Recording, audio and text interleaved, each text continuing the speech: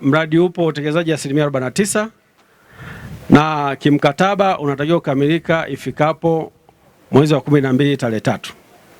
Shughuli za mradi zinahusisha ujenzi wa banio ni kiasi cha shilingi bilioni 119 ambazo bilioni 117 analipwa mkandarasi wa ujenzi ambao ni kampuni ya Wachina China Railway Construction, lakini kiasi cha shilingi bilioni 2 ni yule mhandisi msimamizi au mhandisi mshauri kampuni ya GKW Consult GmbH. Na hasa tukizingatia kwamba kuna ongezeko la watu lakini kuna ongezeko la huduma za kiuchumi ambazo zilizo nyingi, asilimia kubwa zinahitaji maji ili ziweze kujiendesha. Swala la kujenga miundombinu ya maji ni jambo moja, lakini kuhakikisha upatikanaji wa maji ni jambo lingine, lakini pia la tatu kuhakikisha kwamba tunaitunza miundombinu ya maji iliyojengwa kwa gharama kubwa ni jambo lingine. Rai yangu kwa wananchi na wadau wote wa maji wa jiji la Mbeya, tuhakikishe miundombinu iliyojengwa na inayoendelea kujengwa katika maeneo yetu, hususani wale viongozi, waheshimiwa madiwani, watendaji wa kata na wananchi wetu kwa ujumla, tuhakikishe kwamba tunailinda miundombinu ya maji kwa nguvu zetu zote. Pale utakapoona kuna mtu kwa njia moja au nyingine anahujumu miundombinu ya maji, toa taarifa kwenye mamlaka zinazohusika ili hatua kali za kisheria zichukuliwe dhidi ya watu hao. Pili, niwaombe na kuwataka wananchi wa Mbeya tuendelee kutunza vyanzo vya maji.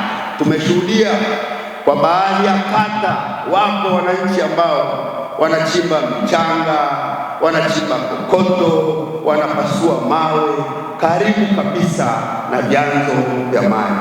Viongozi mpo, waheshimiwa madiwani, watendaji wa kata, watendaji wa mitaa na vijiji, kule mlipo kwenye maeneo yenu, hakikisheni kwenye maeneo yenu shughuli hizo hazifanyi kando kando ya vyanzo vya maji. Pale utakapoona kuna mtu kwa njia moja au nyingine anafanya shughuli hizo za kiuchumi kwenye maeneo hayo, mripoti haraka ili sheria ichukue mkondo wake. Hii ya leo nimejifunza umuhimu wa kutunza vyanzo vya maji.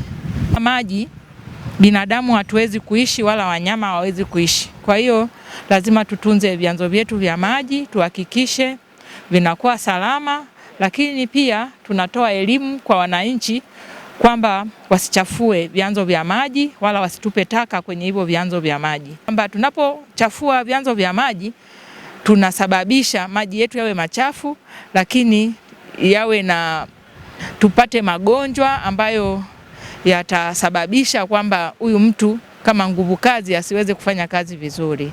Tumepata funzo kwamba ni muhimu kutunza vyanzo vya maji, na kwa maelekezo ya mwenyekiti wa bodi ni kwamba wananchi wanatakiwa wasilime karibu sana na palipo na vyanzo vya maji. Nafikiri kwa wadau wenzangu tutakuwa tumepata nini kinachofanyika na nini kinachotakiwa katika kuhakikisha maji hayakatiki na yanapatikana muda wote katika jiji letu la Mbeya na vitongoji vyake. Jifunza mambo mbalimbali ikiwemo utunzaji wa mazingira, utunzaji wa vyanzo vya maji, upandaji wa miti yanayotuzunguka, na pia tusijenge makazi karibu na maeneo ya vyanzo vya maji ili kulinda maji yetu. Global TV, kimbilio la wasio na sauti. Tupigie sasa.